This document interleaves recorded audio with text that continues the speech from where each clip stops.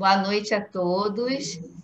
Meu nome é Kátia Nogueira, sou presidente da Sociedade de Pediatria do Estado do Rio de Janeiro e hoje temos a honra aqui de estar com a doutora Márcia Ribeiro para uma aula sobre desenvolvimento infantil. É um programa Movimente e a aula será sobre o movimento e sua perspectiva para o desenvolvimento infantil. E eu vou passar a palavra para o doutor Isaías, que é o presidente do Departamento Científico da SOPERJ de Genética, e que vai conduzir aqui a nossa palestra de hoje.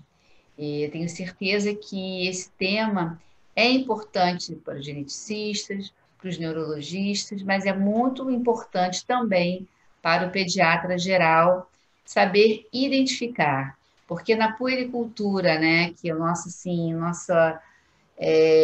nossos olhos se voltam para isso, né, principalmente em tempos de pandemia, a nossa puericultura tem que ser muito mais atenta do que já é no nosso dia a dia pediátrico.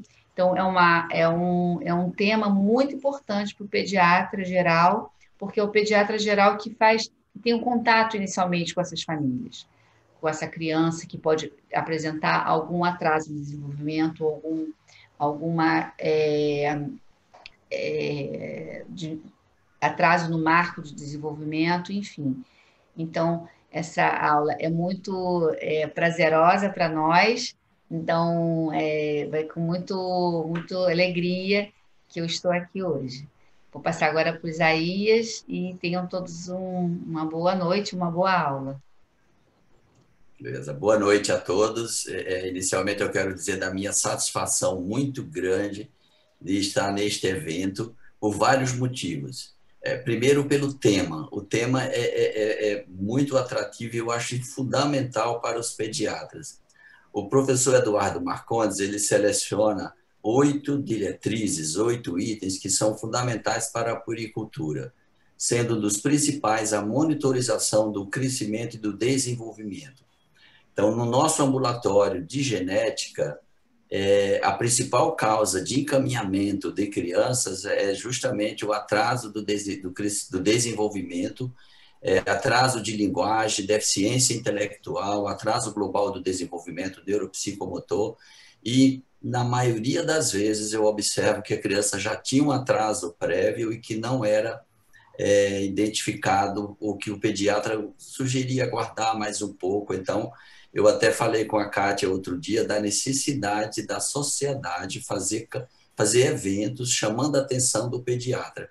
E o título que eu sugeri foi: Pediatra, não espere nem um dia quando você observar atraso do desenvolvimento. Um dia! Não é porque a gente observa isso como um atraso e tem muitas condições hoje que são tratáveis e o diagnóstico precoce muda totalmente o prognóstico com os tratamentos mais precoces. Então, é um tema. A outra satisfação muito grande é apresentar a Márcia.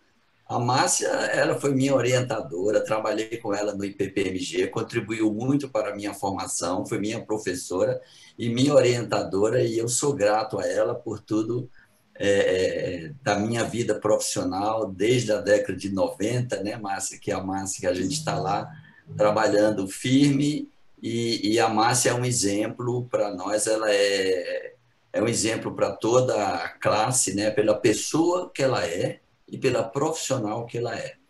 Então, ela é admirada por todos, né? Eu digo sempre, todos amam a Márcia, né?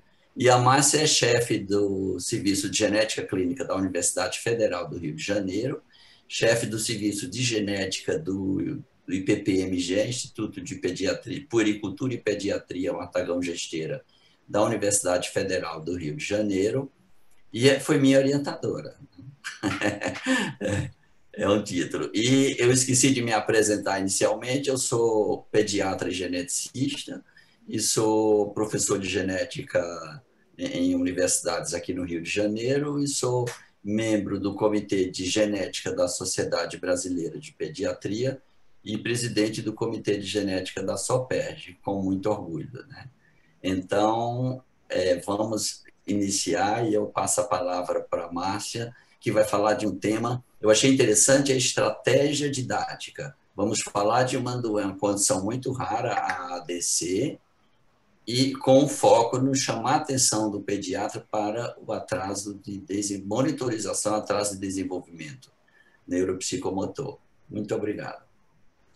Então, boa noite a todos.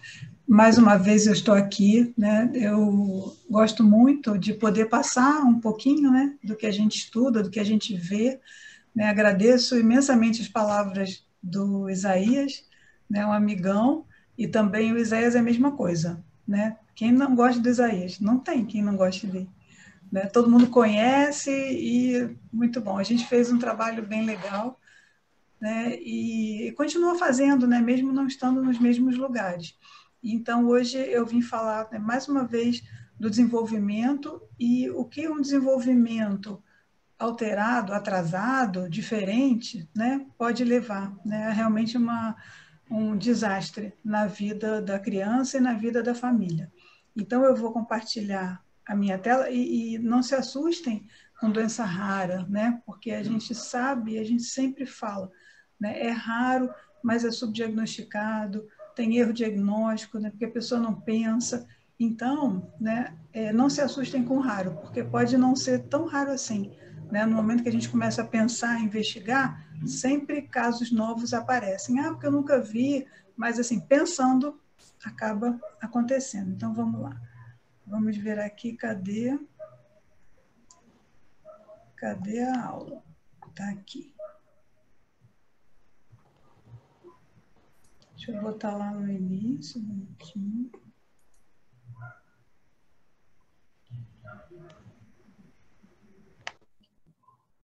Então, tá ok. Todo mundo está vendo? Muito bem.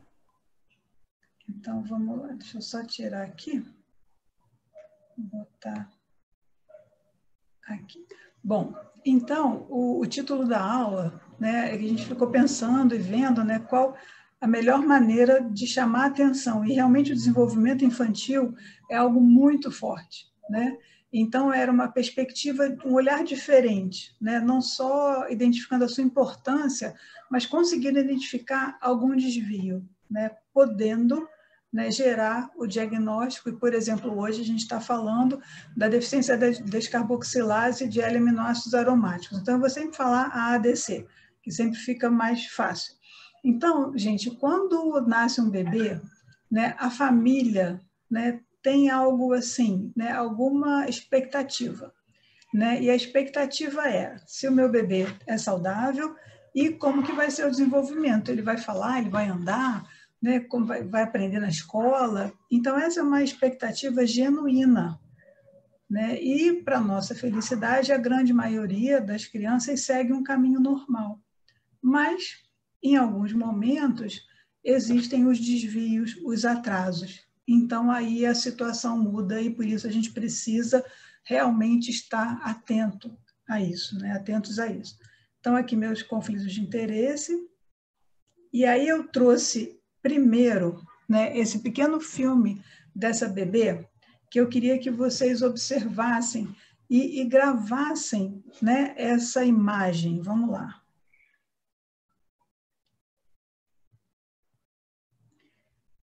Então, ela, né, ela está chorando, ela está incomodada, e vocês percebam esse olhinho, né, os dois olhos desviados para cima e para a direita, né, e ela irritada.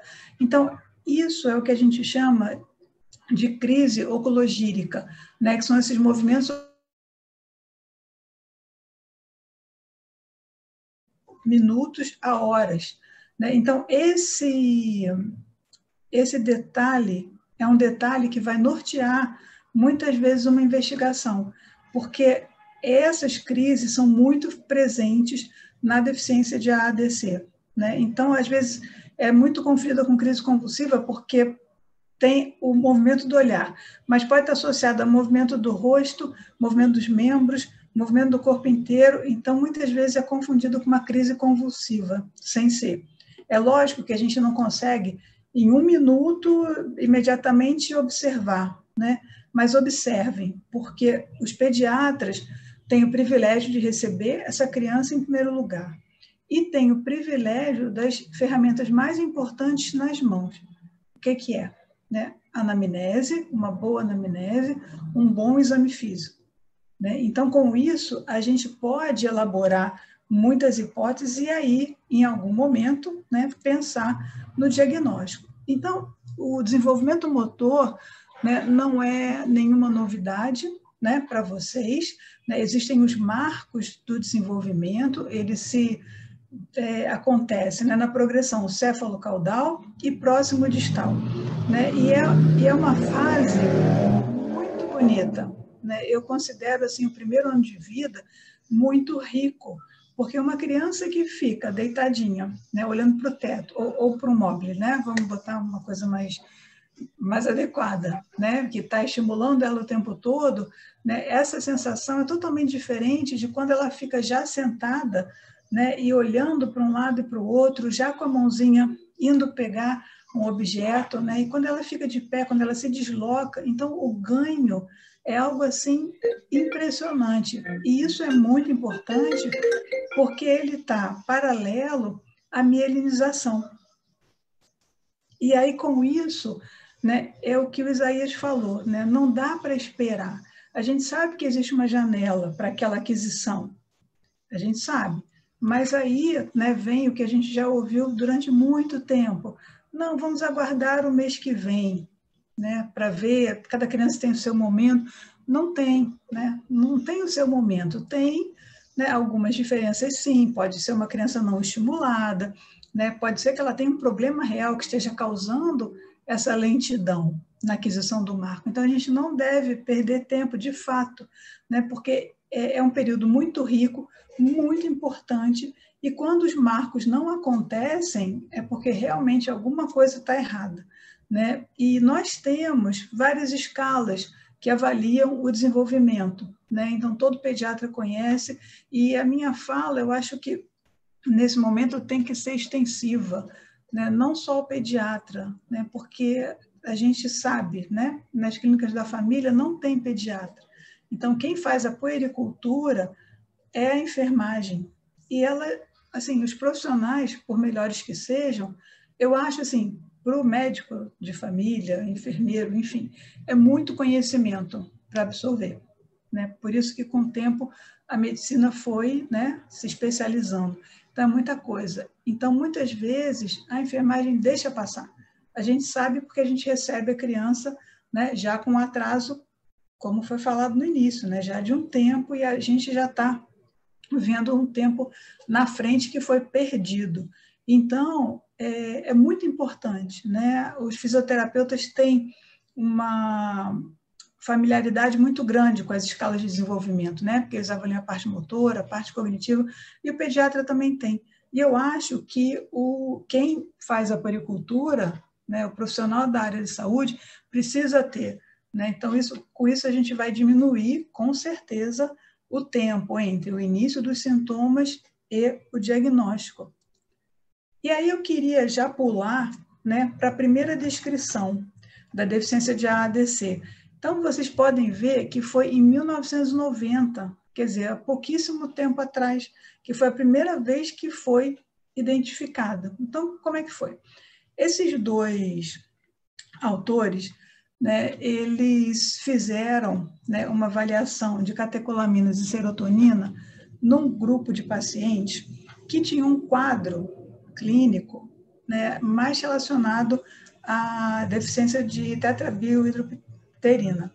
Porque naquela época se falava muito dessa veia metabólica, dos problemas que ela poderia causar, mas o foco estava em BH4.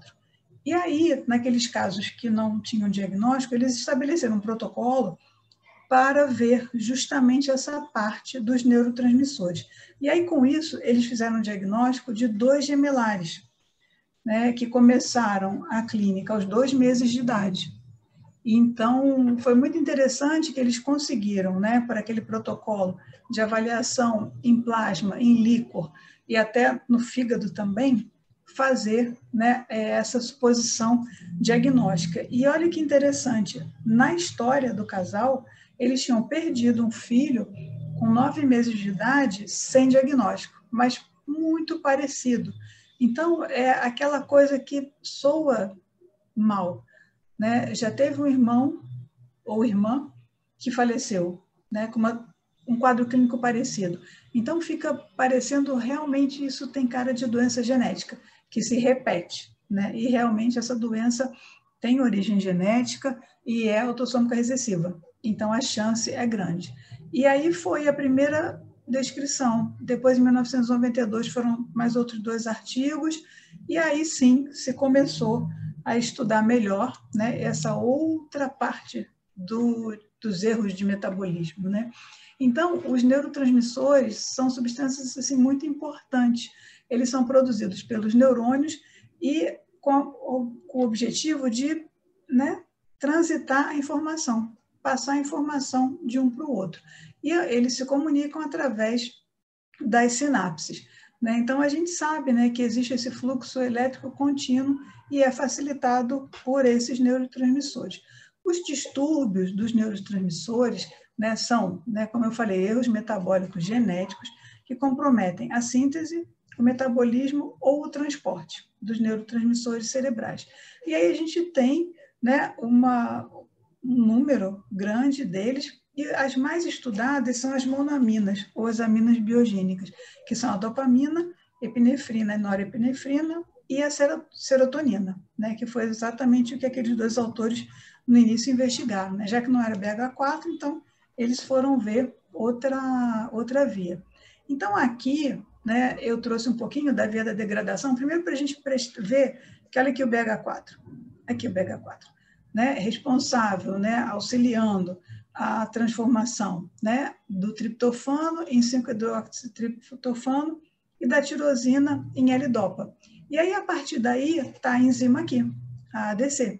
Então, se essa enzima ela não funciona, o que a gente vai ter? Vai ter uma diminuição de todos esses produtos. E aí, o quadro clínico consequente. Então, a diminuição da serotonina, dopamina, norepinefrina e epinefrina, e aí vai também ácido vanilmandélico, 3-metoxi-4-hidroxifenilglicol, ácido homovalínico e ácido 5-hidroxil-indolacético. Então, tudo isso diminui, porque ela está parada aqui. E, por outro lado, L-dopa e 5-hidroxitriptofano aumentam, porque eles não conseguem ser degradados.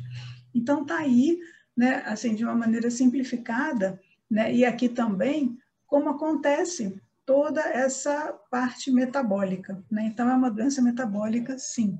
Então, qual é, né, o impacto disso, né, da diminuição da dopamina, da adrenalina, noradrenalina e da serotonina?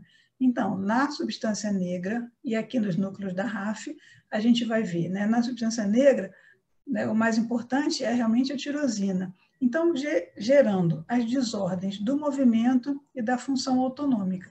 Então, a gente tem a hipotonia, então, quer dizer, consequentemente, um atraso nos marcos do desenvolvimento, distúrbios do movimento, distonia, a hipocinesia e ou bradicinesia, então, são bebês que não têm movimento, paradinho, bem paradinho, não é nem que não dá trabalho, mas aí esse é demais, né? Porque realmente assim, às vezes eles são acinéticos, não se mexem nada. E as crises oculogíricas, que foi aquilo que eu mostrei no início, né, que a gente deve prestar atenção. Em relação à função autonômica, nós temos a pitose, a congestão nasal, né, que eu achei interessante, né, para chamar atenção, e às vezes pode ser uma queixa da mãe, né, que fala, né, que tem problema no nariz e tal, a hiperidrose e a salivação excessiva. Já em termos de triptofano, nós temos alterações de comportamento, a irritabilidade, o choro excessivo, lembra a menina que estava ali irritada? Então, na hora da crise, né, a gente sabe que as crises, né, são distúrbios, né, e elétricos, então deve dar um desconforto, né? Então, ela estava bem desconfortável naquele momento. E o atraso no desenvolvimento cognitivo, que também acompanha, não são só os marcos motores, e o atraso na fala também. Então, por aqui, a gente já tem uma ideia, né, de um quadro clínico um pouco comum, né, que é o atraso no desenvolvimento neuropsicomotor, mas com alguns detalhes que podem nos levar a pensar nessa doença, né, como, por exemplo, as crises, né, a parte da pitose, né? Por que essa criança está com pitose? Uma salivação excessiva, bom, salivação excessiva tudo bem, pode não ser tão, né, evidente, mas hiperidrose também. Então, a gente pode pegar alguns dados que vão nos levar a um diagnóstico diferente do que a gente está acostumado. Então, como eu falei, é uma doença autossômica recessiva, então a gente sabe que esse casal, se cada um é portador da alteração genética, da mutação, a gente vai ter, né, 25% de chance de uma criança nascer com a doença. 25% é um risco muito alto, né? E isso acontece a cada gestação, né? Porque às vezes o casal pensa, já foi a primeira, então agora eu tenho 75. Não, é a cada gestação o risco é o mesmo. Então, aquele casal do primeiro artigo, né, da publicação, dos 2 primeiros casos, eles já tinham tido um filho, e aí, na segunda gravidez, gêmeos monozigóticos, né, com a mesma condição.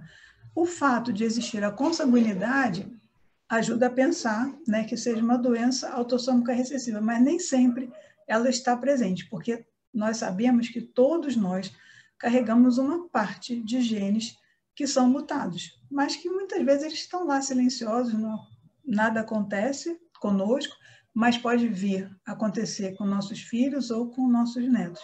Então, todo mundo tem, né? Então, como todo mundo tem, então 2 pessoas, né, não relacionadas podem ter a mesma mutação. É mais fácil quando elas são aparentadas, mas não ser aparentado não exclui.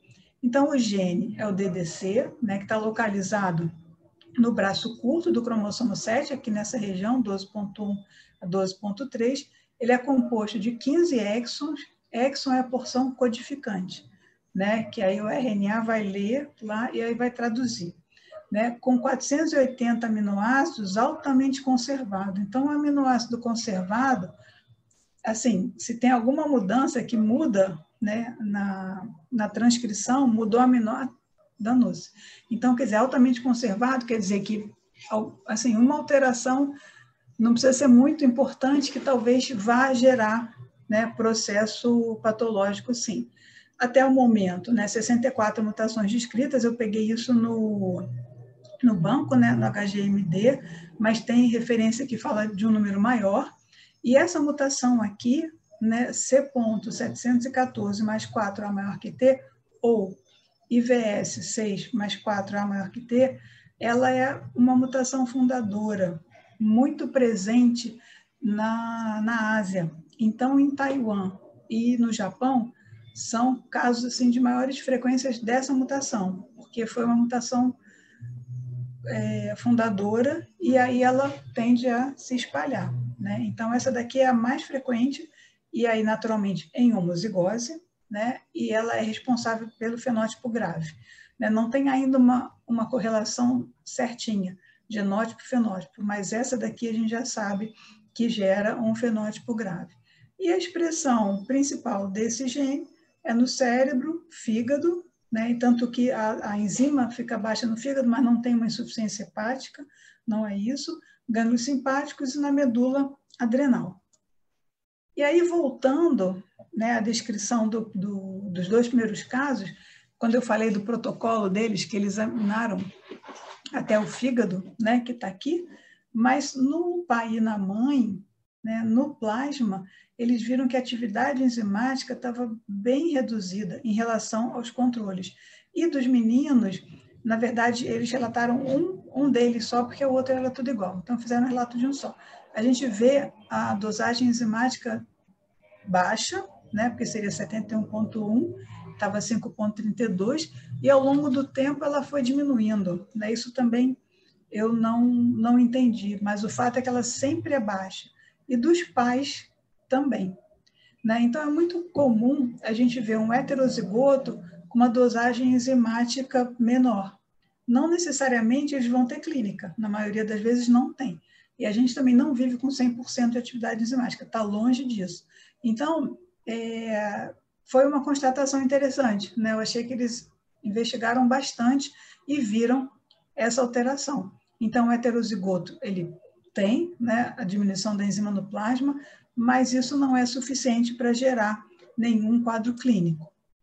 Em termos de epidemiologia, ainda falta conhecer muita coisa, né? Porque, como eu falei antes, né, deve ser uma doença bastante subdiagnosticada, então faltam dados, né, de incidência e de prevalência. Existe uma estimativa de incidência de 1 para 32 mil a 1 para 182 mil. Esse dado de 1 para 32 mil foi um estudo piloto em Taiwan, né, que é onde tem uma incidência alta, né, justamente por causa daquela mutação fundadora, e aí vai passando. Outros estudos estimaram uma prevalência, né, de 1.800 pacientes, né, nos Estados Unidos 840, na União Europeia de 840 e no Japão de 125. Mas isso ainda, dependendo do autor, muda, né, porque aqui o Japão está parecendo menor, mas em outros relatos, né, o Japão também figura como um lugar importante. Então, assim, ainda tem muito que aprender, né? Aproximadamente até 2017, eram 130 pacientes identificados, né, ao redor de todo o mundo, sendo que tem artigo mais recente que já soma mais uns 37 pacientes, né? Mas eu não botei aí para não alterar né, a referência exata. E no Brasil, a prevalência é desconhecida. Nós temos diagnosticados e vivos 10 pacientes no Brasil, né, com essa doença.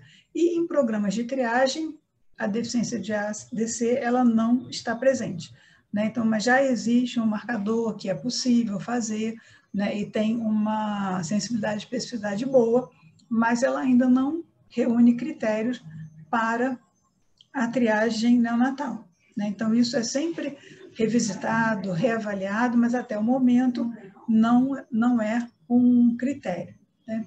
Então, como eu falei, né, é uma disfunção rara, a gente não sabe exatamente o quanto, né, mas a minha suspeita de subdiagnóstico e erro no diagnóstico é grande, né? Eu acho que a gente vai, daqui para frente, podendo ter ferramentas mais específicas para o diagnóstico, a gente vai poder fazer mais diagnóstico e aumentar, mudar essa estatística.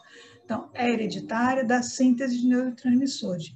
Então, o que eu queria destacar aqui, né, que os principais sintomas, então a gente tem que lembrar, hipotonia, distúrbio do movimento, as crises oculogíricas, e aí, como tem hipotonia, tem o atraso do desenvolvimento, mais aqueles sintomas desautonômicos.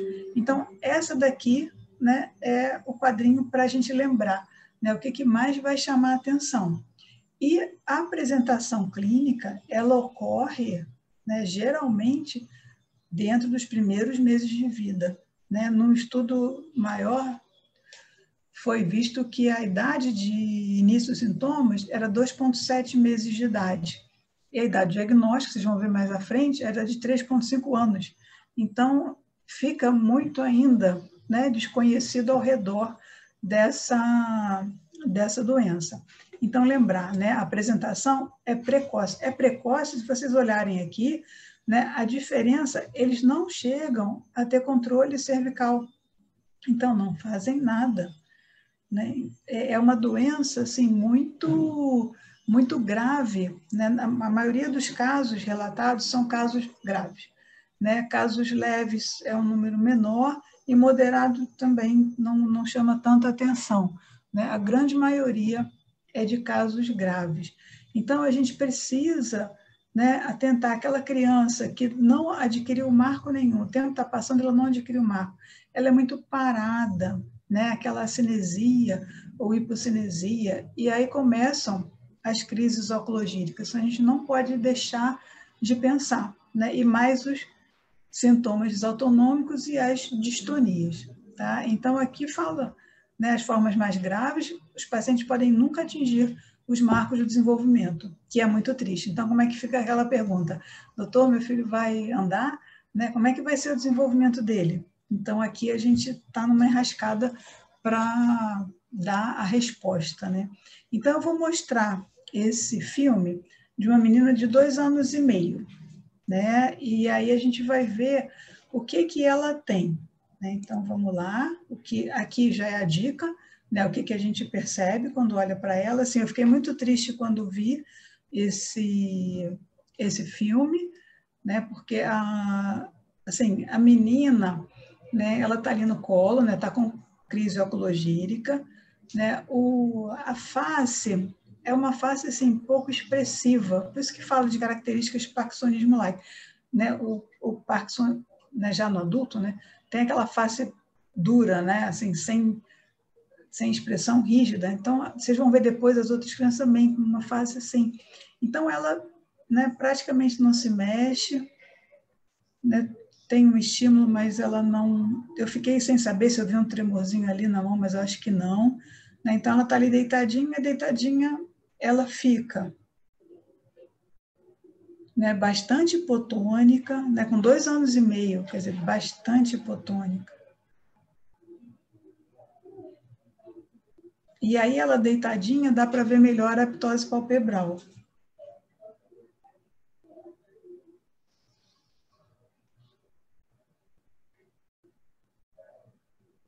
Ela até puxou a perna um pouquinho.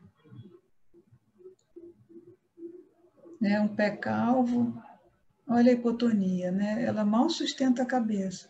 Vê que a pessoa está com a mão atrás. Então, eu fiquei muito triste, né, de ver isso. E aqui, nesse outro vídeo, cadê o mouse?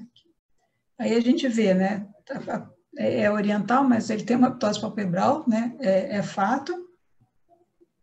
Está lá bem paradinho, né, a gente percebe, né, tônus assim, ó, muito pequeno. Ele tem alguma interação, né? Isso que ele fez com a boca, né, de abrir a boca, e às vezes eles botam a língua para fora, né, que lembra síndrome de Down, que fica botando a língua para fora. Isso também é algo que acontece, né, que a gente pode observar. Às vezes a criança no colo da mãe, a gente pode observar esse movimentinho. E aí eu trouxe de novo, né, o vídeo da primeira bebê, né, para vocês lembrarem bem, né, dessa crise oculogírica. Aí que dá um dó, né?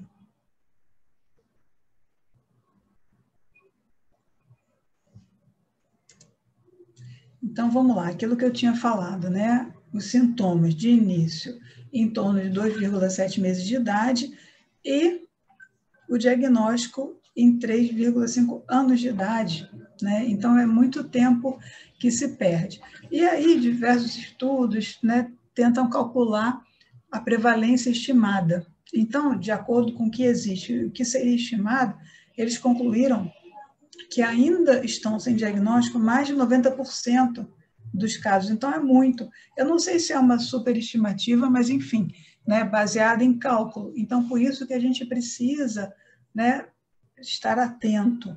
Né? Então, muitas vezes não é, e não é mesmo, não é diagnosticada mesmo. Porque falando assim, parece fácil, mas na prática, no dia a dia, para a gente é muito difícil. Né? Então, esse trabalho aqui, né, um grupo de 63 pacientes, um grupo bem grande, foi uma entrevista, né, que os autores fizeram com os médicos e os cuidadores, para saber, né, os sintomas, enfim, né, como que era, né, a história clínica, o tempo do diagnóstico, o início dos sintomas. Então, eles fizeram uma pesquisa, um estudo bem amplo.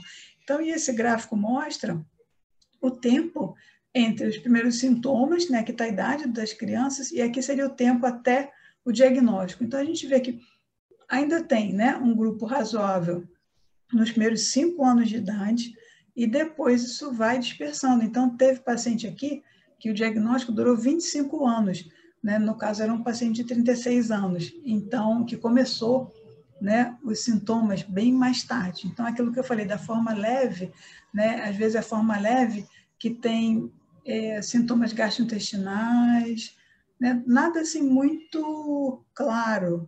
Né? Então, esse é o problema da enzima, né, de qualquer doença enzimática, né, que tem uma deficiência, que a deficiência pode ser muito grande ou pode não ser.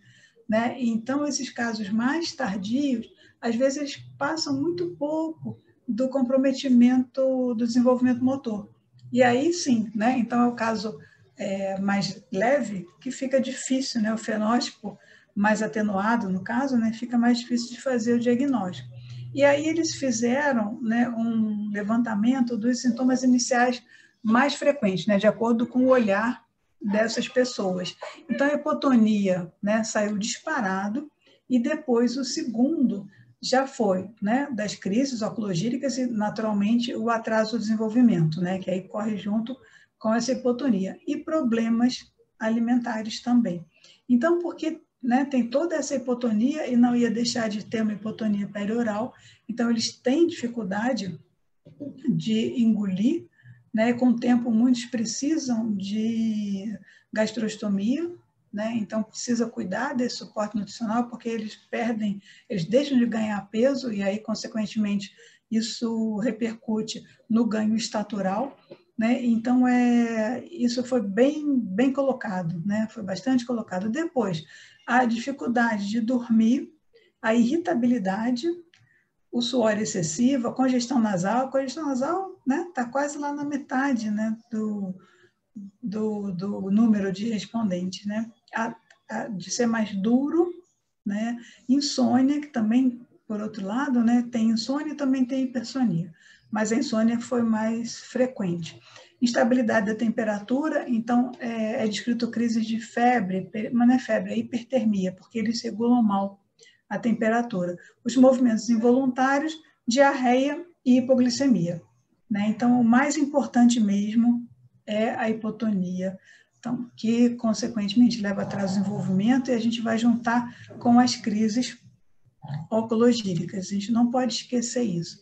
E aqui, esse gráfico mostra a escala de Alberta, né? Aqui no percentil 50, o percentil 5, e aqui a distribuição dos pacientes.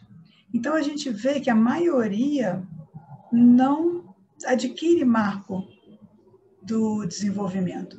Então, a pontuação ela é muito baixa, independente até das idades, né? Então, a maioria dos pacientes não desenvolve controle cervical, capacidade de sentar, ficar em pé, deambular ou falar.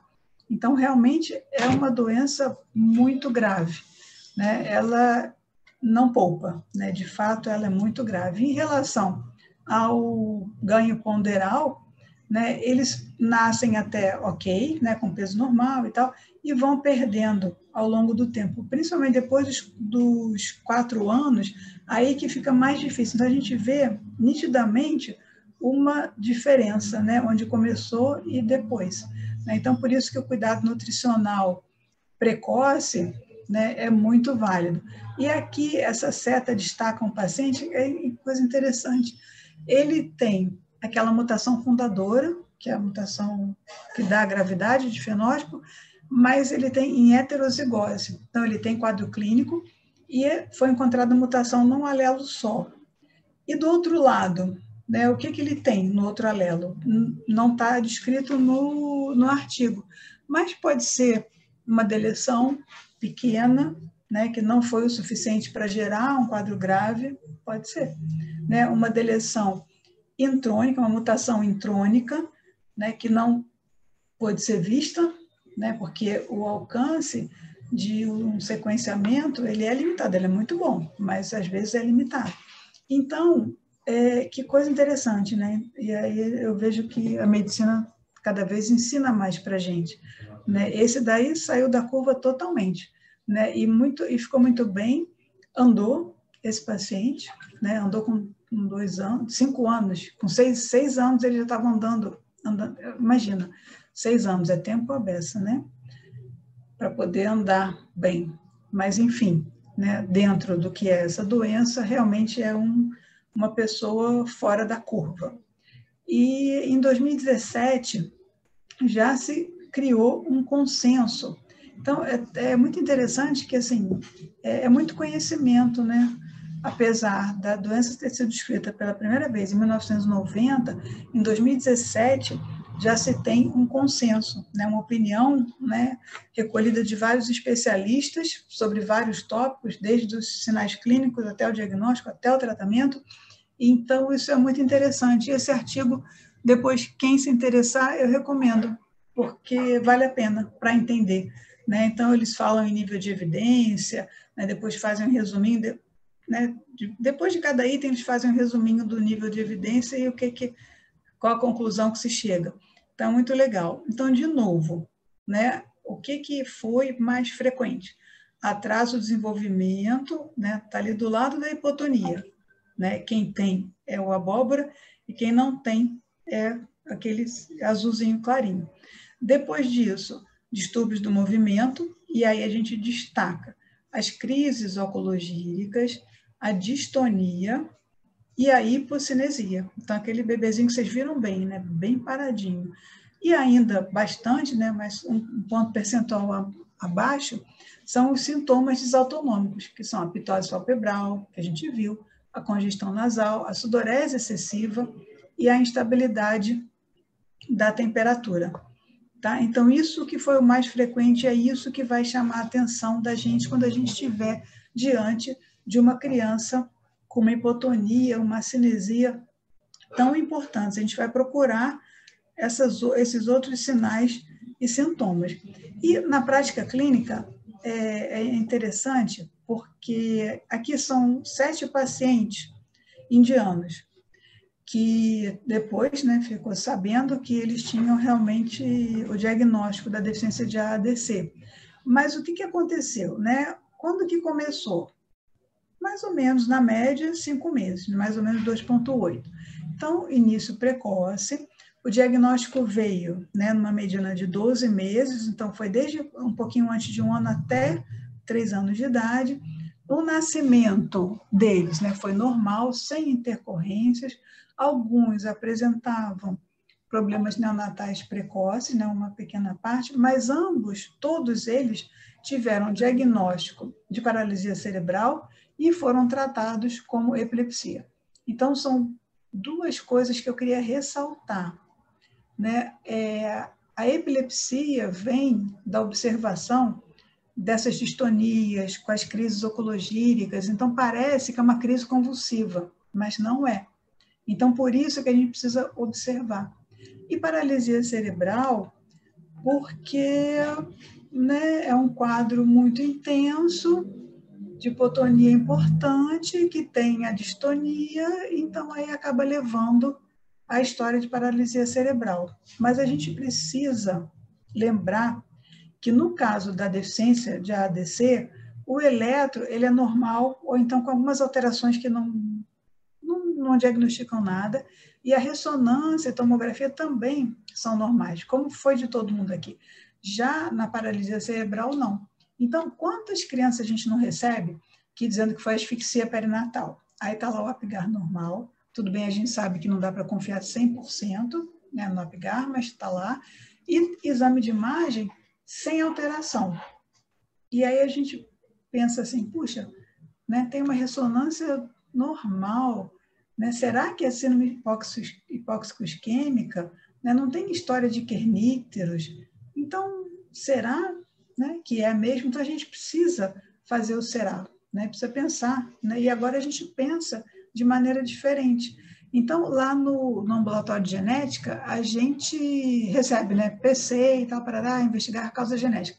E aí, há muitos anos atrás, eu confesso que eu pensava assim, puxa, se é PC, né, e com o tempo as crianças elas vão, né, apresentando alguma dismorfia pela própria hipotonia, né, e a falta de uso, né, será que tem alguma coisa por trás? Hoje em dia eu sei que tem, né, tem muita coisa por trás. É só a gente investigar. Agora a gente tem mais ferramenta do que tinha há 20, 30 anos atrás, né? Então, foram 7 pacientes diagnosticados, esse é o exemplo de um deles. Então, vocês podem notar, né, que nesse momento ele devia estar fazendo crise oculogírica, tem uma face que parece que é assim, uma máscara, né? Parece que não tem sentimento, não tem emoção, né? E aí, na história, né, viram que 100% deles, tudo bem, atraso do desenvolvimento, né, a gente sabe que tem sudorese excessiva, histórico de febre intermitente, quer dizer, hipertermia, sucção pobre, distonia e crises oculogíricas. Então, todo mundo tinha isso tudo, né? Então, a gente precisa realmente escutar a mãe quando fala, nossa, transpira tanto, né? E essa criança vive com febre, mas só que não descobre nada. Então, daí a gente já, né, acende a bandeira vermelha, como está aí um monte de bandeirinha vermelha. Então, o diagnóstico diferencial, os, né, mais frequentes são, né, paralisia cerebral, doenças neuromusculares, por conta do quê? A hipotonia com atraso de desenvolvimento, a distonia e a natureza que não é progressiva, né? Não é uma coisa que vai acontecendo, já está lá, né? Já está, enfim, né? Do jeito que veio. Com epilepsia, né? Podem existir convulsões, sim, mas isso é um pequeno número que apresenta convulsões, mas essas crises e mais uma distonia, aí faz lembrar, né, na epilepsia. E o transtorno do espectro autista também, pela irritabilidade, disforia, problemas na fala, e alguns, né, com o transtorno do espectro autista, podem ter deficiência intelectual. Então, está aqui, né? Parece que é um pequeno grupo, mas aí abre um leque muito grande. E lembrar, né, que os exames de imagem, eles são normais ou apresentam uns achados inespecíficos. Eles não servem muito para o diagnóstico. É lógico que a gente pede, né, porque tem uma maneira de diferenciar o que a gente vai ver, né? E aí, né, falando da paralisia cerebral, né, que cada vez a gente aprende mais, né, paralisia cerebral pode ser Niemann-Pick também. E aí vocês vão pensar, puxa, nossa, tão diferente, né? Mas pode ter um quadro clínico dessa maneira. Então, as características, assim, semelhança, distonia, atraso de desenvolvimento, hipotonia, aqui a espasticidade, que no caso de ADC, né, a hipotonia de eixo e também, né, de membros, mas pode ter uma hipertonia de membros, pode ter, e pode chegar até, tem casos, né, já descritos que fizeram opistótomo. Então, né, não é sempre só hipotonia global, né? A coreia, nos dois, convulsões, aqui menos, a disfunção autonômica nos dois, só que na paralisia cerebral, exame de imagens alterados. E aqui, né, na doença que a gente está vendo, exames normais, né? Ou então alterações inespecíficas. E aqui vem a crise oculogírica, bastante importante, como um diferencial, assim, das duas condições, né? A gente precisa pensar, viu crise oculogírica, lembrar de deficiência de ACD. E aqui esse autor, ele traz, né, ele foi investigar, né, paralisia cerebral, né, tentando ver causas genéticas para ela, né? Então ele separou 47 pacientes e aí ele colocou nesses grupos, né, na paralisia cerebral discinética, espástica, atáxica e mista. E ele fez o diagnóstico molecular de 23 pacientes. Desses 23, houve um caso de deficiência de AADC, justamente na paralisia cerebral discinética. Então, ele, né, dos 47, ele conseguiu fazer diagnóstico de 23. Então, quer dizer, metade ele fez e viu que tinha etiologia genética. Então, realmente, quando chegar um PC no ambulatório de genética, eu não sei se eu vou ter tantos recursos, mas, de qualquer maneira, é algo que não dá para deixar de pensar, né? E aí, existe meio que um fluxograma para a gente pensar, né, no que a gente vai investigar, né? Tem lá a paralisia cerebral, que não é paralisia cerebral, né? Então, vamos lá, como é que a gente vai seguir aqui? Né? Tem uma história, um exame físico, não são consistentes, né, com a doença perinatal, como a encefalopatia hipóxia isquêmica. Bom, ressonância magnética do cérebro ou da coluna. Se ela é anormal, aí a gente já vai pensar em algumas coisas, né, e vai direcionar, aí ele já vai direto no teste genético, né? Tudo bem, não é muito, às vezes, a nossa realidade, mas ele já, né, mandou ir para lá. Quando é normal ou não específica, aí a gente tem que considerar uma série de doenças, né? Uma série de exames também. Então, ele sugere, né, um screening bioquímico e genético. Então, em todos os grupos aqui, tanto de ataxia, distonia, coreia, espasticidade e o atraso de desenvolvimento, ele sugere aqui o CGH-Array, em todos eles, né? Para você ver se tem alguma deleção, se não tem, né, quais os genes estão incluídos. Então, todo mundo ele faz. E depois tem outros exames mais indicados, dependendo do quadro clínico, né, do tipo de paralisia cerebral. E aí a gente vê que a parte da avaliação de aminoácidos, acilcarnitina, ácidos orgânicos urinários, eles estão também muito presentes, né? E no caso da deficiência de AADC, eu destaco os estudos no líquor cefalorraquidiano. Então, justamente nesses grupos, distonia, coreia e a parte do atraso do desenvolvimento, né? Então, por aí, né, quando a gente tem acesso, a gente pode, né, contribuir para o diagnóstico da deficiência de ADC. E aí, né, depois disso tudo, eles consideram um painel de vários genes, ou então até mesmo o exoma, né, baseado no que a gente encontra de fenótipo, do quadro clínico e da história familiar. Então, isso é bem interessante ter esse fluxograma anotado, né, uma colinha, para a gente poder, né, até onde a gente pode investigar essas crianças, né? Isso é muito interessante.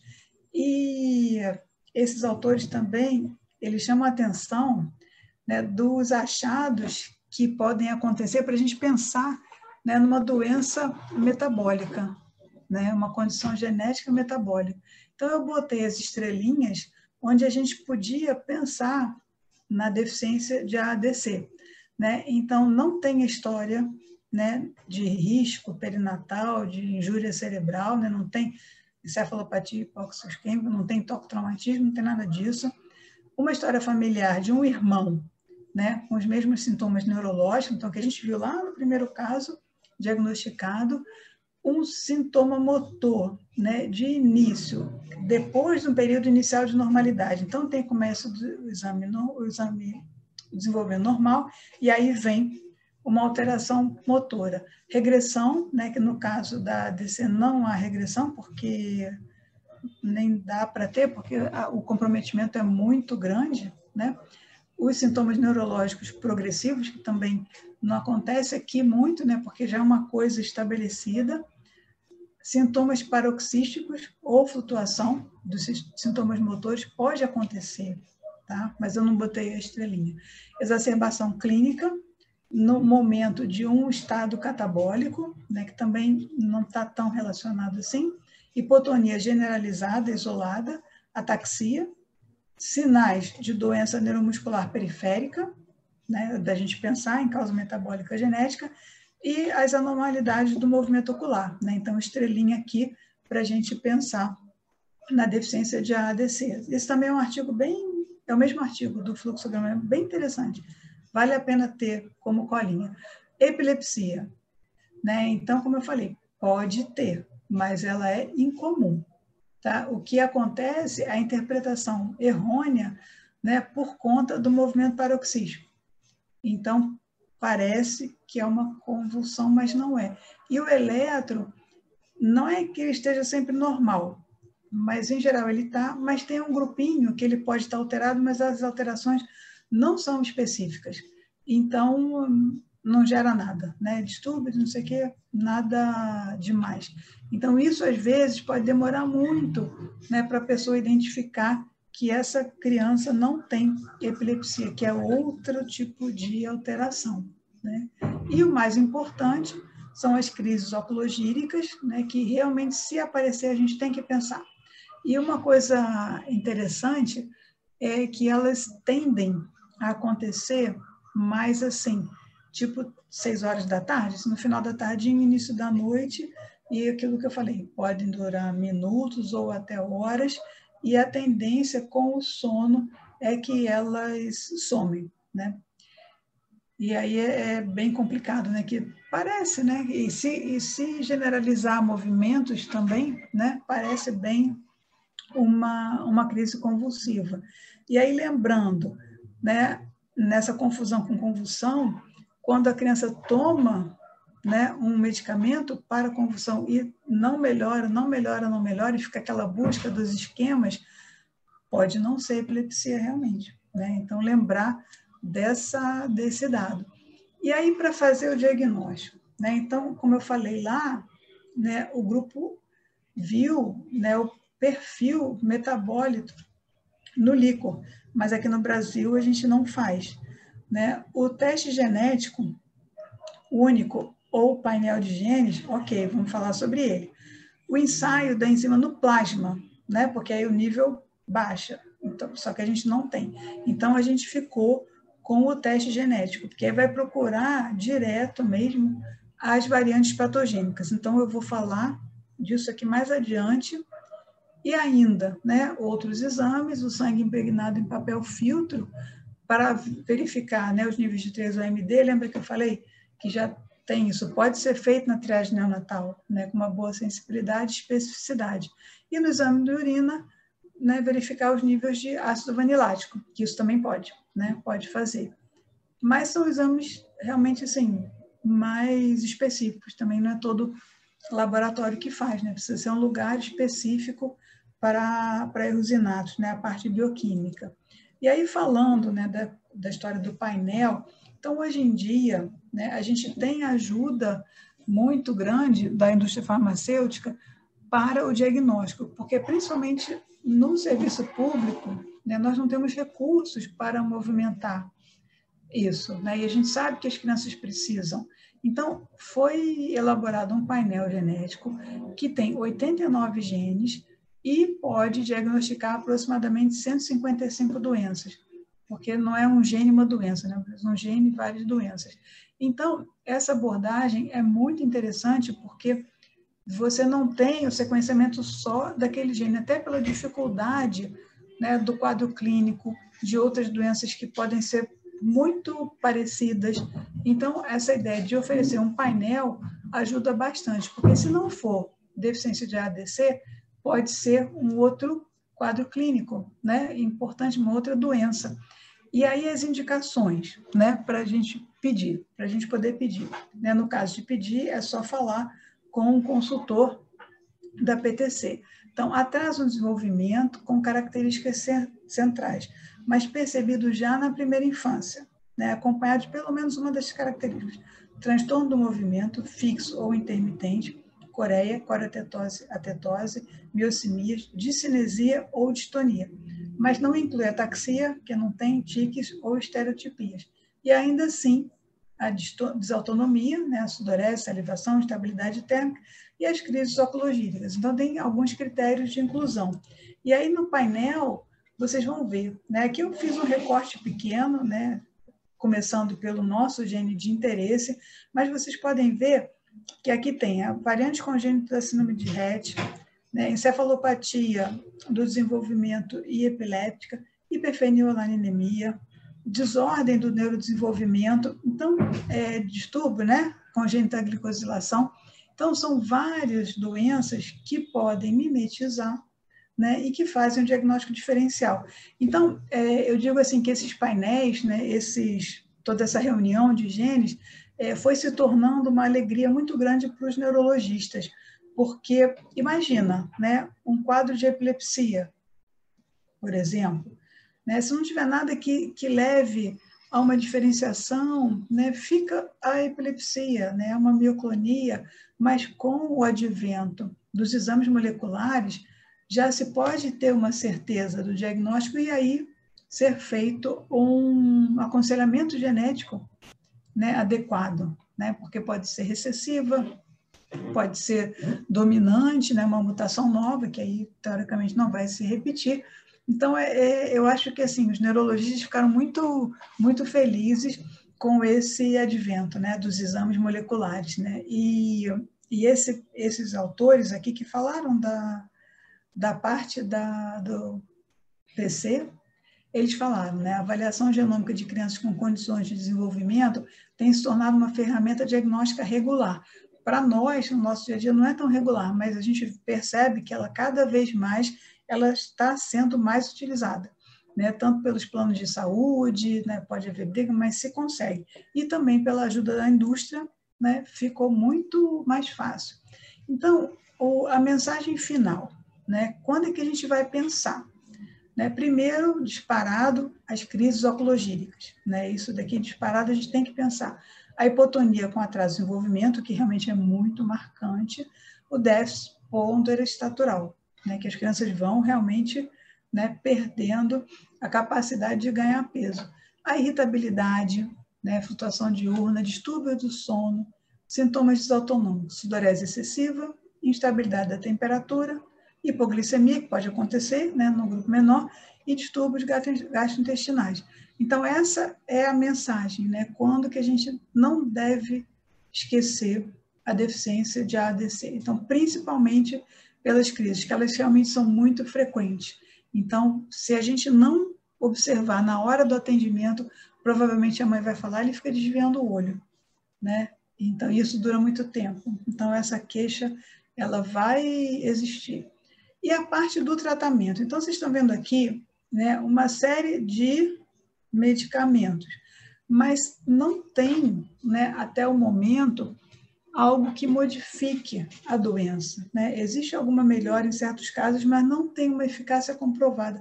Aquele artigo dos guidelines, eles falam, né, que não tem, né, você usa, mas não tem uma, né, uma indicação precisa, não, isso ajuda, isso não ajuda. Então, eu coloco aqui a piridoxina, né, que se recomenda, né, por conta de ser um cofator, agonista da DOPA, né, para aumentar, né, a produção inibidor da MALPA, pelo contrário, né, os anticolinérgicos, benzodiazepínicos, descongestionantes nasais, em função daquelas manifestações desautonômicas. Mas a gente tem, né, desde 2000, porque a descrição da doença foi em 1990, né? E aí a gente sabe que para as monogênicas, a terapia gênica é bem, né, casa muito bem, ela é bem indicada. No momento, está em revisão regulatória na Europa, né? Mas o que a gente tem? Em 2012, 4 pacientes tratados. Em 2017, 10 pacientes. Em 2019, tudo isso são artigos publicados, 6 pacientes. E aí, realmente, uma mudança bastante importante do desenvolvimento neuropsicomotor, sendo que quanto mais, sempre assim, quanto mais cedo, melhor. Então, a gente precisa diagnosticar precocemente para instituir o tratamento precocemente também. Não sei em quanto tempo vai haver a liberação, né, do uso da terapia gênica na Europa, nos Estados Unidos e depois no Brasil. Só lembrando que a gente já tem 2 terapias gênicas aprovadas no Brasil. Então, né, existe grande chance, né, se isso for comprovado realmente a eficácia, seguro, né, já foi, né, provada a segurança e a eficácia também, né, tem resultados que ainda estão ongoing, mostrando que o que foi adquirido não foi perdido, né? Então, num cenário onde a criança não iria adquirir marco nenhum, né, ou aquelas com a forma intermediária, né, iam ter um atraso também de desenvolvimento, passam a se desenvolver muito melhor. Então, eu acho que é algo bastante positivo. E aí, pensando na equipe que precisa para tratar dessa criança, é uma equipe muito grande, então a gente não deve esquecer, né, que essas doenças graves que acometem, né, o indivíduo de uma maneira brutal, né, a gente precisa contar com vários especialistas. E o pediatra, ele vai ser, né, o coordenador, né, quando é que ele vai precisar mandar para um especialista, quando que vai precisar mandar para outro, né? Então, o nutricionista aqui, balanceando bem essa alimentação, né, junto com o fonoaudiólogo, não só o fonoaudiólogo pela incapacidade de falar, mas também, né, nessa parte da mastigação e da avaliação da gastrostomia, né? O otorrinolaringologista, em função da queixa da congestão nasal, o pneumologista, né, porque uma criança acamada, sem movimento, naturalmente vai ter, né, um aumento de infecções secundárias à condição dela, né, e um órgão que pode ser bastante acometido é o pulmão, né, então as pneumonias, né, broncoaspira, enfim, né, coisa que vocês já sabem, né. O fisioterapeuta, o terapeuta ocupacional, né, vão ter uma, assim, ação fundamental, né, no estímulo desse tônus, né, na diminuição, na limitação, né, dessas deformidades, né, porque a gente tem, né, essas crianças que ficam muito tempo sem se mexer, elas vão ter, né, luxação de quadril, né, podem ter também, pela hipotonia, problemas na coluna, né, os desvios de coluna, então, muitas vezes precisam de um cirurgião ortopédico. Se a gente chegar a ter, né, hipoglicemia, principalmente, né, também hiperidrose, a figura do endocrinologista, né, aqui o gastroenterologista junto com o nutricionista e o fonoaudiólogo. sem dúvida, o neurologista, né, por conta desse distúrbio do movimento, que pode ser feito para diminuir, para amenizar, e também o geneticista, para ajudar no diagnóstico e também para fazer o aconselhamento genético dessa família. Porque, por mais que a gente fale, às vezes não fica, né, assim, gravado, né, que existe risco. E nas doenças autossômicas recessivas existe, de fato, o risco. Então, minha mensagem é que é uma doença muito triste, grave, né, que cursa com um quadro clínico, né, muito desfavorável, né, ela afeta principalmente o desenvolvimento, quer dizer, o sistema nervoso central, e que a gente precisa ter uma atenção maior, né, para qualquer, né, atraso no desenvolvimento, qualquer evento assim inesperado. Então, isso nós precisamos realmente estar prontos para ouvir o que os pais falam, né, em relação a queixas, e também para examinar muito bem nossos pacientes. E a partir daí, a gente pode contar com uma série de recursos, por exemplo, CPK, né, é um exame barato, vai ajudar no diagnóstico diferencial de uma hipotonia, né, e daí por diante, até chegar ao painel, né, bastante elaborado, com vários genes que vão ajudar muito no diagnóstico do bebê hipotônico. Então, gente, era isso. Eu vou parar de compartilhar minha tela. Então, é isso, né? Estou aberta aí para as perguntas, comentários. Só um minutinho, Isaías. Pois não. Não sei se Thalita vai falar alguma coisa agora, antes da gente passar para as perguntas. Thalita. Olá! Boa noite a todos. Gostaria primeiramente de agradecer a presença de todos nessa brilhante aula da doutora Márcia. Parabéns, doutora Márcia. Foi ótima.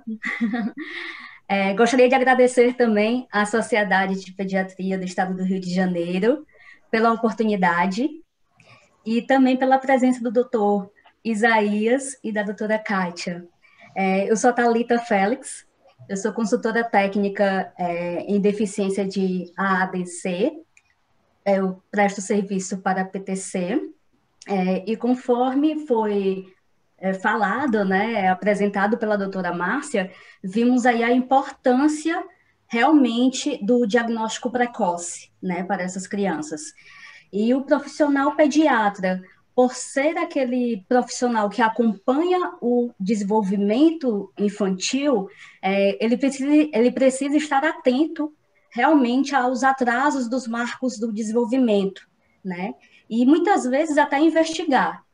E como a doutora Márcia também apresentou, hoje a PTC Farmacêutica, juntamente em parceria com o Laboratório Mendelix, possui, né, disponibiliza um programa de suporte ao diagnóstico, que é o programa Movimente, que é o painel genético que a doutora Márcia apresentou, com 89 genes, que ele analisa, né, os 89 genes e pesquisa doenças que cursam aí para hipotonia, para um atraso do desenvolvimento, para movimentos involuntários da infância, né, infantil. E a coleta é por SWAB, desculpa. É bem simples, fácil, né, e rápida, não é invasivo. Lembrando que o nosso programa Movimente, ele é gratuito, nenhum custo adicional aos médicos nem paciente. E eu fico aqui à disposição para maiores informações, para a solicitação de kits, caso queiram investigar. Deixo o meu contato tanto com a sociedade, com a doutora Kátia, como também a doutora Márcia e o doutor Isaías também pode fornecer esse contato para vocês posteriormente. No mais, eu fico à disposição, fiquem à vontade e muito obrigada. Obrigada, Thalita. Márcia, aula maravilhosa, aprendo muito com você, como sempre. É um prazer estar aqui com você mesmo, assistir sua aula tão didática. Você consegue transformar coisas para nós assim não mais complexas e de uma forma você consegue transmitir de uma forma muito didática e que a gente consegue acompanhar seu raciocínio brilhante. Então, vou passar para o Isaías conduzir aí as perguntas. Pessoal, realmente, Kátia, a aula da Márcia é cada vez melhor, cada vez excelente, muito didática. E eu acho que agora o pediatra vai saber diagnosticar, com certeza. A aula foi tão clara, tão objetiva, e que eu acho que vai produzir um efeito muito grande. Provavelmente a gente vai ter aí um aumento do número de casos de AADC ou outras condições genéticas que cursam com atraso e hipotonia. Eu estava conversando com a Thalita e o Pedro, e a gente calcula que mais ou menos no Brasil deve ter uns 200, talvez 100 a 200 casos sem diagnóstico. Então, essas crianças estão nos ambulatórios e eu acho que depois da aula da Márcia a gente vai ter um aumento desses diagnósticos pela clareza como ficou, né? Eu queria fazer um comentário e depois, se alguém quiser fazer perguntas, tem prioridade, viu, pessoal? Se alguém da plateia quiser fazer pergunta, a prioridade é de vocês para as perguntas. Mas, assim, o que eu chamo a atenção, que o pediatra, a participação do pediatra, para mim, maior é no, avaliar o desenvolvimento neuropsicomotor, que chama DNPM. E aí, no primeiro ano de vida, que a maioria, vocês observam que a Márcia falou muito bem, 2 meses, diagnóstico final 3 anos e meio. Neste período de 2 meses a 3 anos, a criança vive uma odisseia de diagnósticos. E o que a gente queria era diminuir essa odisseia, evitar esta odisseia e que o diagnóstico seja feito mais precoce. Então, como o atraso no desenvolvimento eu consideraria como o sintoma principal, e talvez o primeiro, é importante que o pediatra esteja atento a isso. E aí, geralmente, no primeiro ano de vida, a avaliação do desenvolvimento é baseado nos marcos sustenta a cabeça, senta, engatinha e anda. 3, 6, 9 e 12. O que eu queria chamar a atenção é que o pediatra pode diagnosticar antes de 3 meses. E tem um marco que eu acho fundamental, que é o sorriso social. Então, a criança que tem... O sorriso social, gente, é 1 mês e meio. Atenção, pediatras, 2 meses não sorriu, pode fazer histeria e começar a investigar. Então, é um marco que eu chamo a atenção, que é super importante que o pediatra tenha o sorriso do bilu-bilu. Se a criança não sorriu aos 2 meses, é antes dela sustentar a cabeça, que é o marco principal. Então, esta criança pode evoluir com atraso grave. Então, é um marco que eu acho importante. O outro é a postura, o padrão postural que a criança tem, o padrão flexopróprio do recém-nascido, com 1 mês e meio ele fica em RTCA, que é aquele reflexo do esgrimador, e depois de 3 meses ele estaria livre. Então, o pediatra pode avaliar o padrão postural, o sorriso social e a perda dos reflexos primitivos como marcos do desenvolvimento antes de 3 meses de idade. E aí, suspeitou, não esperar um dia, começar a investigar. E eu acho que a investigação, nesse caso, começaria rápido com aqueles exames para pesquisar erinato, como hemograma, glicemia, amônia, lactato, enzimas, gasometria venosa para ver se tem acidose, glicose para ver se tem hipoglicemia ou hiper. Se tiver alguma alteração dessa, aí você vai fazer uma cromatografia ou uma espectrometria de massa em tandem e cromatografia de oligosacarídeos e ácidos orgânicos. Com isso, a gente já faria assim, um grande número de erros inatos e se for tudo normal, a gente ia direcionar dependendo do quadro clínico da criança. Então, eu queria chamar a atenção para o pediatra, que é quem lida, estar muito atento ao desenvolvimento e observar marcos antes de 3 meses. Observe que, em muitas condições, os sintomas começam primeiro, segundo, terceiro mês de vida. Ok? Então, eu não sei se a Márcia quer comentar alguma coisa sobre isso, assim, que eu acho que o objetivo principal é avaliar o desenvolvimento neuropsicomotor e ficar atento para atrasos. Isso, e o sorriso social é muito importante, né? Realmente é o padrão, né, cognitivo da criança, né? Não sorrir, a gente vê isso na história retrospectivamente, né? Quando é que sorriu? Assim, aí eu até explico, né? Não, porque o neném ri sozinho, dormindo, mas quando é que ele riu, assim, mediante a uma gracinha, né? E aí a gente vê que, né, passou, essa passou. E é um dado Existe tão... um estudioso de desenvolvimento que ele chama que existem três organizadores da personalidade, que é o sorriso social, é o primeiro. O segundo é o lidar com o não, que a gente fala muito não para a criança. E o terceiro é a crise de ansiedade e perda da mãe, mas são mais tardios, lá para o 8º, 9º mês. Né? O segundo, o lidar com o não, é 8 meses. Mas o primeiro, o sorriso social, é 1 mês e meio. A criança, 1 mês e meio, ela tem que estar sorrindo quando você estimula. Não sorriu, ela chama atenção, 2 meses já inicia a investigação. Kátia, eu não sei se tem alguma pergunta da plateia. Não, eu vi muitos parabéns. Espera aí. Me ofereceram um painel que não detecte doença rara. Muitas pessoas agradecendo, parabenizando. E realmente sucesso total. O Pedro está aqui nos auxiliando também. O Pedro é nosso colega médico, que está na PTC também. Realmente, acho que nós temos que sempre trazer essas doenças, e eu aqui confesso humildemente que eu não tinha ouvido falar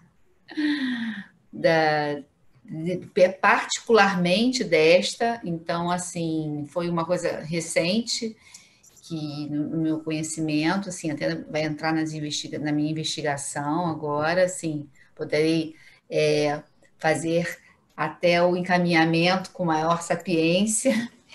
E é um aprendizado constante, né? Eu achei assim muito interessante que a Márcia falou também com humildade, né? Como a gente vai aprendendo com paralisia cerebral. Eu fiquei com isso, falei, poxa, se a Márcia está falando isso, eu acho que os colegas aqui podem falar a mesma coisa, né? Então, que bom que a gente também está aprendendo, né? Acho que realmente o Kátia, olhar atento super importante. Fala, na, Isaías. na, na prática diária nossa, da genética, a Márcia sabe disso com relação à paralisia cerebral, o neuropata, assim, eu fico preocupado quando eu vejo o pediatra, é o neuropata. Isso é muito, gente. Não é que seja errado, mas significa pouco conhecimento, pouca coisa sobre a criança. Não, não, não vamos. Neuropata é muito inespecífico, não diz nada. Então, o pediatra tem que ter mais detalhes sobre o caso. Lembrar que a asfixia, para a criança ter asfixia e evoluir para uma paralisia cerebral, ela tem que ter, no período neonatal, a síndrome hipoxia-isquêmica cerebral. Lembrar que a asfixia primeiro lesa o córtex cerebral. Então, a área subcortical, e a cognição é subcortical, então geralmente é preservada. Dependendo do grau de asfixia, lógico, a criança vai ter comprometimento geral. Mas normalmente é somente motor. Então, o quadro de asfixia tem a história de que ela teve a síndrome hipóxia isquêmica cerebral neonatal, ela ficou grave, ficou no CTI, e ela evoluiu com um quadro de comprometimento, principalmente motor. Eu acho que o pediatra precisa diferenciar bem isso e separar aqueles PCs entre que não é PC, é um outro sintomas relacionados a distúrbios neurológicos e genéticos e que merece uma investigação diferente de paralisia cerebral. Eu acho que eu tinha conversado com a Thalita e o Pedro da gente fazer assim, se a gente fizesse um projeto em que eu pegasse os sintomas de ADC e fosse nas clínicas de neuropediatria, com certeza você ia encontrar várias crianças elegíveis que estão lá como diagnóstico de neuropata e PC, né, e ou epilepsia. Então, muita atenção a isso. Para mim, o diagnóstico tem que ser bem fechado nessas situações. Tá, Ok? eu tenho um comentário aqui de uma fisiatra de Natal que está assistindo a gente, Tânia, e ela diz que ela adorou a aula e ela fica com pena de não ter um fisiatra na equipe, na nossa videoconferência de hoje. Mas, Tânia, a gente acredita na importância da equipe multidisciplinar, e esse fórum aqui nós não convidamos os colegas, mas a gente vê que tem que estar junto, né? O fisiatra, o fonoaudiólogo, tem que estar realmente nutricionista, sempre junto com a gente. Com certeza, assim, nos próximos a gente vai ter essa preocupação, com certeza. E a Kátia pergunta se o nistagmo ao nascimento tem alguma relação com... O nistagmo tem alguma relação com o desenvolvimento aí, neuropsicomotor? Isso foi, assim, de uma maneira geral, não especificamente. O nistagmo sem atraso. Sem atraso, se a criança não apresenta nenhum atraso nos marcos de desenvolvimento, acho que é isso. Mas tem o nistagmo? Desde o nascimento. Assim, pode acontecer, sem ter atraso, ter só o nistagmo, né? Tem tantos tipos de nistagmo, então não necessariamente associados ao desenvolvimento, né? Então pode. Mas tem que investigar, né? Sim, com certeza, porque não é normal, né? Até pode ser uma... Oh, meu Deus, agora está me faltando. Com esse negócio de pandemia, às vezes faltam as coisas, né? Falta. Do Isaías ajuda, da albinismo. Às vezes é um albinismo o albinismo clássico, oculocutâneo. né? Às vezes não é tão clássico, mas já tem o nistagmo, sem ter atraso de desenvolvimento. Mas a criança teria o albinismo, né? Então, o albinismo oculocutâneo, ela tem o nistagmo. Mas às vezes ela não é tão cutânea, né? Ela tem mais o nistagmo. Então, um exemplo que pode não ter alteração do desenvolvimento.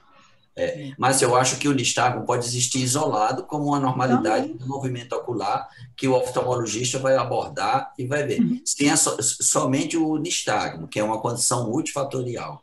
Agora, existe o nistagmo associado a várias doenças, tanto neurológicas como oftalmológicas, oculares. Eu chamo particularmente a atenção para uma condição que também o pediatra não diagnostica, que é o CDG, que é o defeito congênito da glicosilação. Isso é muito importante e o pediatra pode suspeitar. Existe uma tríade que é bem sugestiva de CDG, que é o nistagmo, mamilos umbilicados, que ninguém dá muita importância, uma lipodistrofia. Então, o bumbum do bebê, geralmente, tem gordura aqui, não tem aqui. Então, essa irregularidade na distribuição da gordura, principalmente nos glúteos, associada a nistagmo e mamilos umbilicados em um bebê que tem também os sintomas neurológicos, tudo que a Márcia falou, pode ter PC, pode ter atraso, hipotonia, aí pensar em CDG. E o exame que se pede nesta condição é a focalização isoelétrica da transferrina. Então, é um exame que muitas vezes o pediatra não sei, mas ou ele encaminha para a gente, né, ou ele pode pedir focalização isoelétrica da transferrina, porque o CDG as proteínas são feitas no ribossomo, são traduzidas, no Golgi elas são glicosiladas, cerca de metade das proteínas. Então, se no Golgi tem uma equipe de proteínas que faz a glicosilação, e aí fica uma glicoproteína. Se essa proteína não é glicosilada, então ela vai causar o CDG. E é interessante que é um exame simples, a triagem é a focalização isoelétrica, né? Mas, assim, o nistagmo pode existir sozinho e pode ser um sintoma de uma condição oftalmológica ou de um CDG. E é importante diferenciar a diferença de nistagmo das crises oculogíricas. Não é, Márcia? Aí é diferente. Né? Bom, isso aí é importante se enfatizar. Obrigada. Olha, eu agora não temos mais nenhuma pergunta. Eu gostaria de finalizar aqui, desejar, antes de passar a palavra para vocês, eu já quero desejar um Feliz Natal para todos, uma boa passagem de ano, um 2021 com vacinas, um 2021 com nós pediatras, podendo estar atento a esse desenvolvimento da criança, a puericultura feita da melhor maneira possível, que é presencial mesmo. E eu desejo um bom ano para todos e agradeço imensamente a nossa frequência foi grande, muito feliz, com nomes aqui da nossa genética presentes, né, de vários setores. Gosto, muito feliz de ter fisiatras aqui também na nossa plateia, porque realmente a equipe multidisciplinar é fundamental na condução desses pacientes. Sem eles a gente não consegue, né? Nós precisamos estarmos juntos. E quero agradecer realmente a Thalita e Pedro também pelo apoio aí de estar conosco. Vou passar para a Márcia e depois para o Isaías. Então, eu queria agradecer também, né, mais uma oportunidade, agradecer à sociedade, agradecer a PTC, né, em nome do Pedro e da Thalita, agradecer a presença, né, do meu amigo Isaías aqui também, né, que aí já vira uma festa, né, não é uma aula, é uma festa. Então, assim, desejo também, né, um bom final de ano, um bom Natal para todos, e que 2021 a gente comece, eu não digo diferente, mas com, assim, com uma esperança, né, de que as coisas vão mudar, né, que venham as vacinas, né. Uma boa noite a todos. Pessoal, eu também queria agradecer imensamente, foi uma satisfação muito grande. Primeiro, quando me convidaram, a Márcia, eu digo, a Márcia, eu tenho o maior prazer, a satisfação do mundo de fazer um evento com a Márcia, gente. Né? Agradecer a Kátia, parabenizar a Kátia pela excelente administração que ela está fazendo na Salpeg. Em tempo de pandemias, eu acho que ela revolucionou a administração. Sábado passado, tivemos uma reunião dos presidentes de diretórios dos comitês e é unânime, assim, todo mundo elogia a Kátia, assim, tanto é que eu estou fazendo uma campanha para ela ser ministra da Saúde, né? E eu queria agradecer e desejar um Feliz Natal para todo mundo, agradecer a Thalita e ao Pedro, né? E estamos aí, aos pediatras, agradecer toda a plateia que está aqui, né, presente, excelente, e vocês serão divulgadores disso que a gente apresentou aqui. Muito obrigado, estou muito feliz com o evento e à disposição para ajudar e contribuir em qualquer coisa. Muito obrigado. Boa noite. Boa noite. Tchau, gente. Boa noite.